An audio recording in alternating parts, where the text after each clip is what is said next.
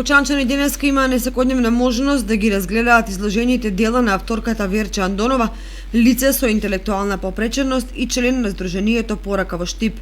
Се работи за дела изработени во арапска техника, изјави Верче. Оваа техника ја научив кога бев во дом за деца, без родители 11 октомври од 180 души, научивме само 20 да научиме.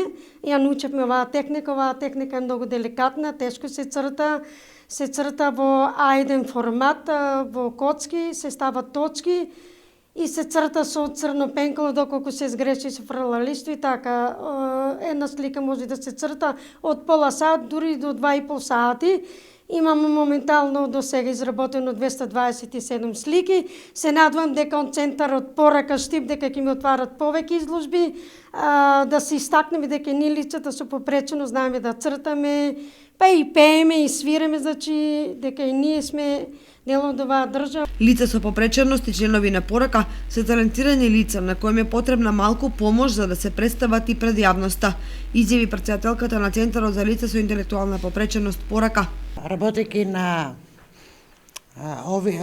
со овие лица со цел за нивна промоција на нивните желби, нивните можности, оваа изложба ја организира Верче Андонова Цафовска, која ја има стекнато ова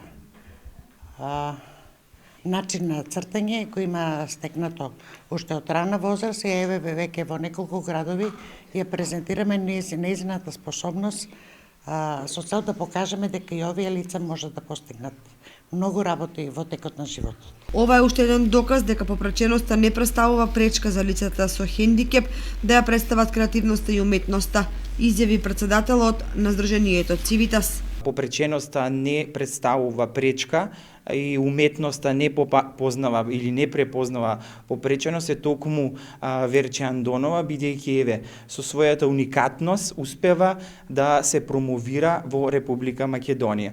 Ова е 6-та изложба, но не и последна.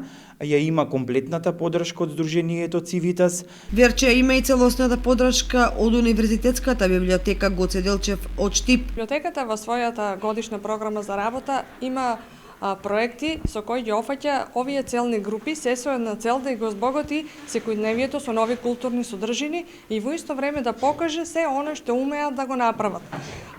Минатата година стартувавме со изложба во нашата библиотека, остваривме 5 изложби, а еве ова година како резултат на добрата соработка што ги имаме ние библиотеките меѓу себе, решивме да стартуваме од Кочани како роден град на авторката, од библиотеката Искра.